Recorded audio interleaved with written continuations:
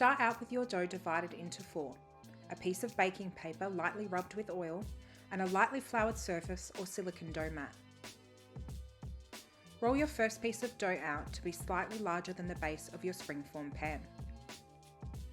Place it carefully on your oiled baking paper and spread 1/3 of your Confit garlic butter over it. Repeat this process for your remaining pieces of dough, leaving the final piece unbuttered.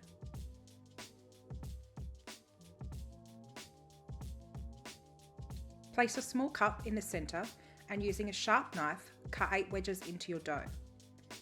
Cut your first wedge in half, then taking the 2 pieces, twist them away from each other and pinch the ends shut. Repeat this process for the remaining wedges. Place your prepared Confit garlic butter pull apart in your springform baking dish and allow to rest for 20 minutes before baking.